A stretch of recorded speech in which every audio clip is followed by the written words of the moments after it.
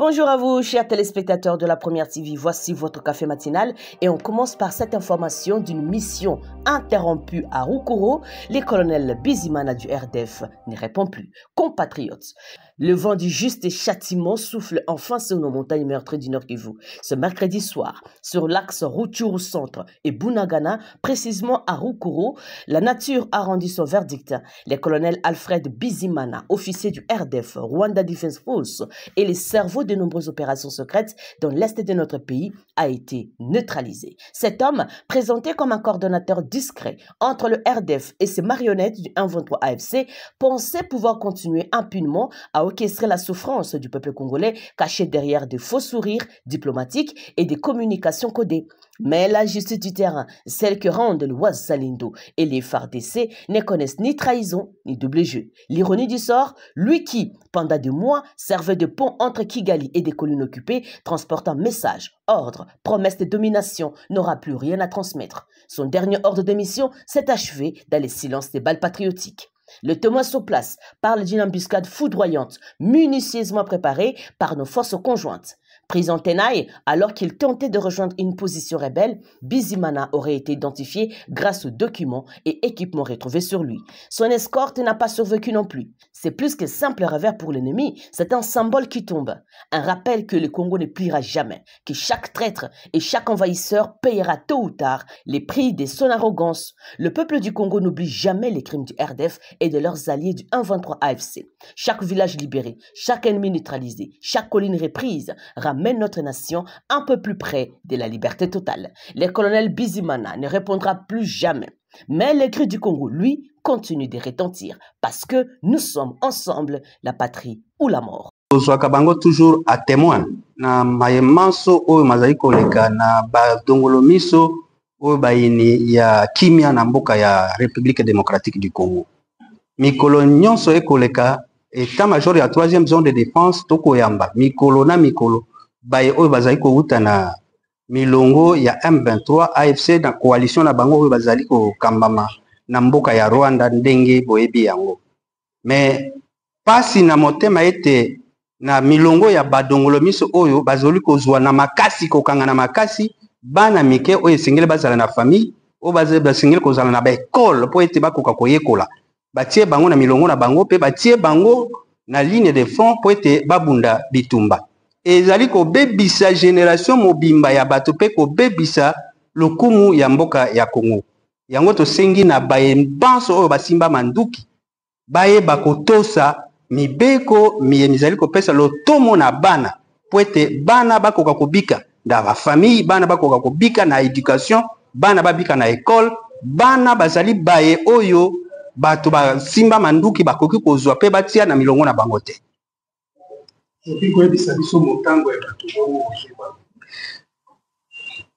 Baye na kimia na prise de conscience na bango moko bazali 33 pe baye to kangi na makasi na baline de front bazali 9.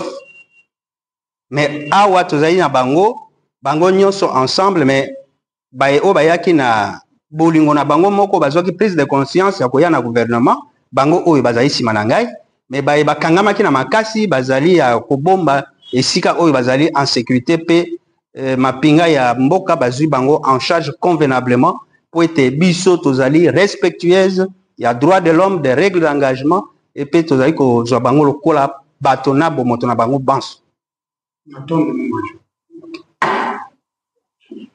Pendant ces temps, chers compatriotes, les souffles de renouveau militaire congolais continuent de se faire sentir jusqu'au cœur du Katanga. C'est mercredi 15 octobre 2025. Le vice-premier ministre, ministre de la Défense nationale et ancien combattant, son Excellence M. Guy Kabombo Mwadianvita, s'est rendu personnellement au centre d'instruction militaire de Kamina pour une visite d'inspection de haute importance. Sur ce site historique, symbole de la fierté et de la discipline de notre armée, le patron de la défense a voulu constater de ses propres yeux l'évolution l'ambition de la formation de nouvelles unités engagées dans la montée en puissance des FARDC. Ces jeunes recrues, issus des 4 coins de la RDC, s'entraînent avec rigueur et détermination pour défendre chaque centimètre du sol congolais. Dans un message clair et mobilisateur, le vice-premier ministre a réaffirmé sa vision d'une armée forte, républicaine et disciplinée, fondée sur des piliers essentiels. La formation, afin que chaque soldat soit un professionnel, capable de servir avec compétence et honneur, et à la discipline,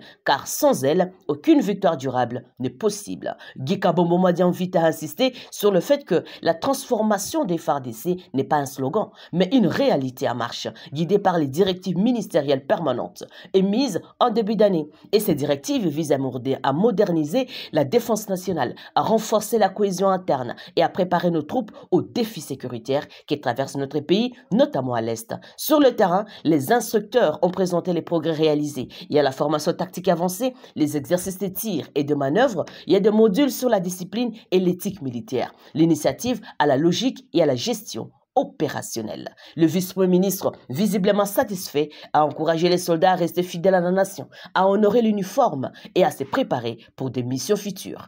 Les Congos comptent sur vous. Vous êtes la colonne vertébrale de notre souveraineté, a-t-il déclaré d'une voix ferme, salué par des cris de « Vive les FARDC, vive la République ». Cette visite à Kamina démontre que le redressement des forces armées est une priorité nationale, appuyée par la volonté politique ferme du gouvernement. L'heure n'est pas au discours, mais à l'action, à la rigueur et à la victoire. Kamina se dresse, les Congos avancent et nos forces se préparent à défendre chaque pouce de notre patrie. Pendant ce temps, chers compatriotes, à Nairobi, qu'est-ce qui se passe?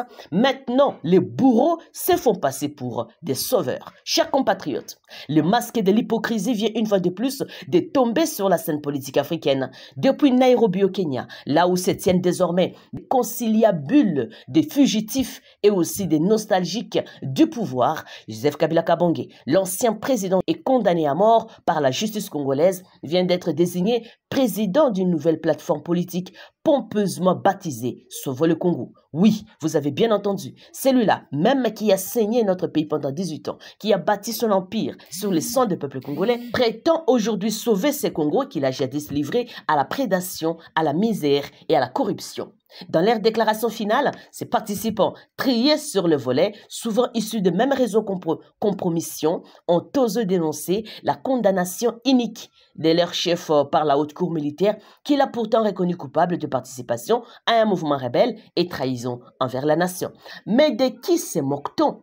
Comment un homme qui a piétiné la démocratie, fait taire la presse, arrêté les opposants et ouvert les portes du pays aux armées étrangères pourrait-il aujourd'hui prétendre donner des leçons du patriotisme ou des morales politiques? Le peuple congolais n'oublie pas.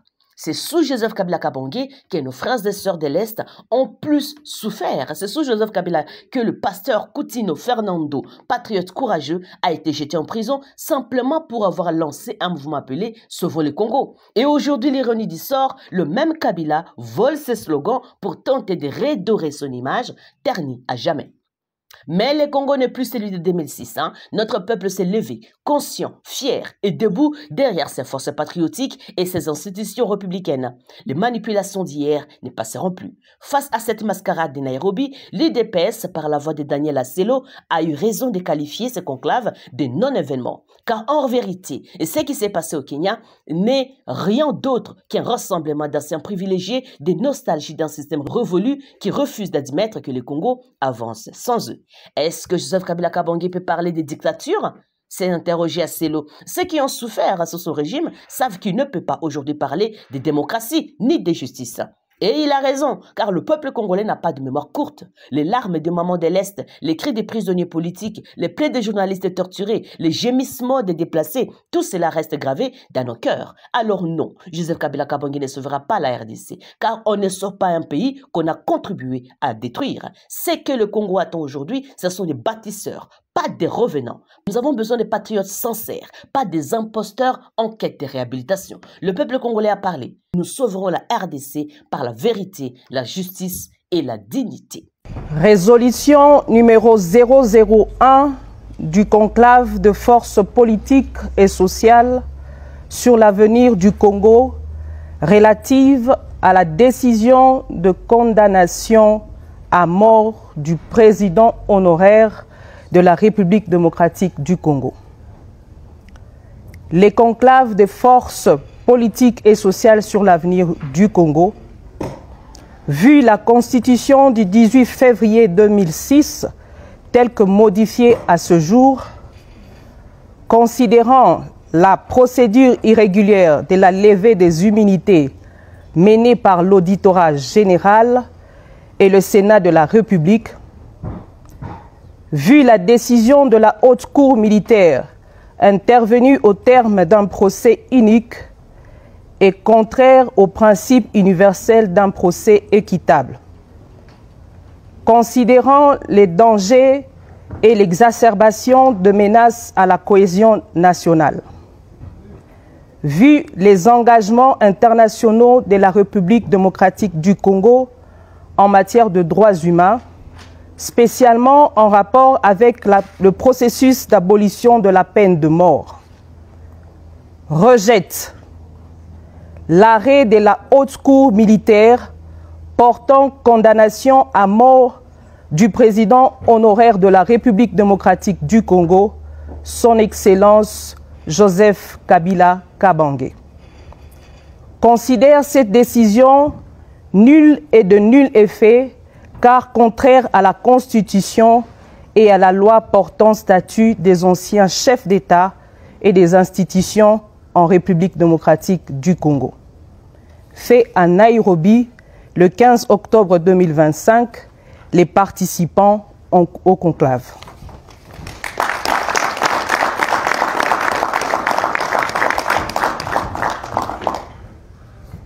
Résolution numéro 002 du conclave de forces politiques et sociales sur l'avenir du Congo portant création d'une plateforme des forces politiques et sociales en République démocratique du Congo. Les conclaves des forces politiques et sociales sur l'avenir du Congo. Vu la Constitution du 18 février 2006 telle que modifiée à ce jour, vu la loi numéro 07/008 du 4 décembre 2007 portant statut de l'opposition politique en République démocratique du Congo, vu la loi numéro 04/002 du 15 mars 2004 portant organisation et fonctionnement des partis politiques en République démocratique du Congo, considérant la situation de crise profonde que traverse la République démocratique du Congo, vu la décision du conclave de doter l'opposition politique et les forces sociales de la RDC d'un mécanisme de concertation régulière, d'action en vue de mettre un terme à la dictature et de promouvoir la démocratie et le bien-être du peuple congolais, décide de mettre en place une plateforme de forces politiques et sociales dénommée Mouvement Sauvons la République démocratique du Congo, en sigle Sauvons la RDC. Ce cadre, voulu inclusif et ouvert à tous les leaders de forces politiques et sociales qui partagent les principes, résolutions et agendas de ces derniers, tiendra ses réunions ordinaires trimestriellement et extraordinaires chaque fois que de besoin sous la coordination de son président. Fait à Nairobi le 15 octobre 2025, les participants au conclave.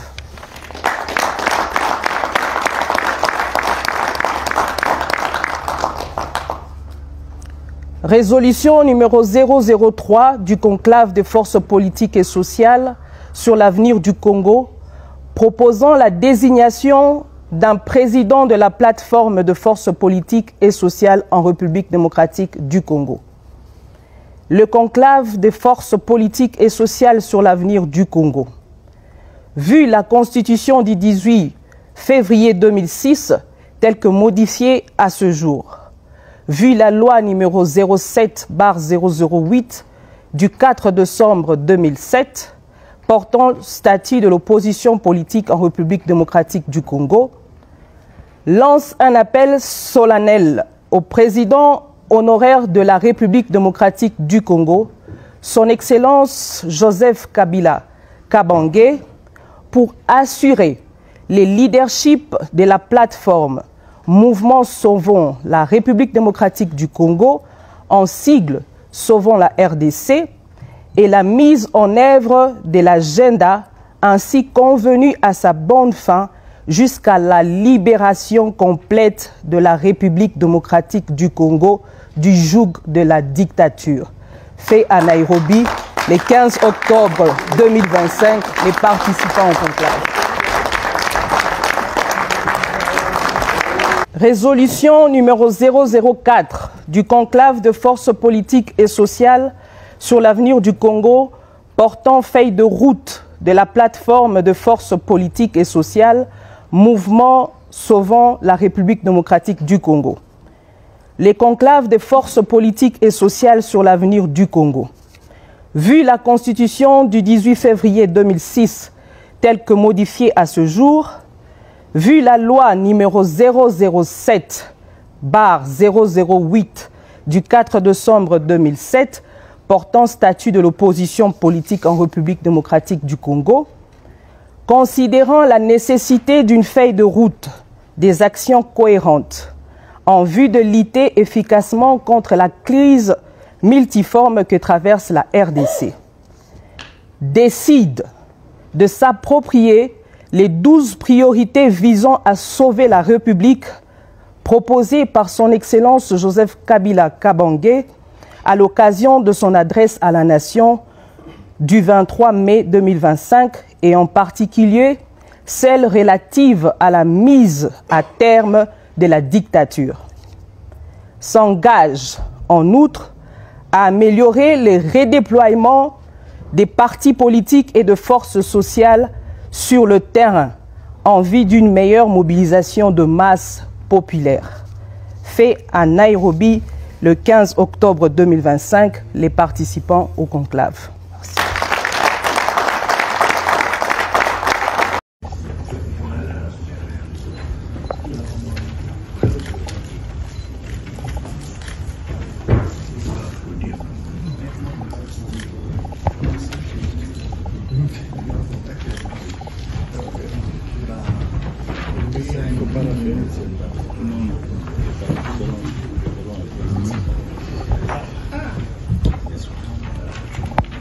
Merci.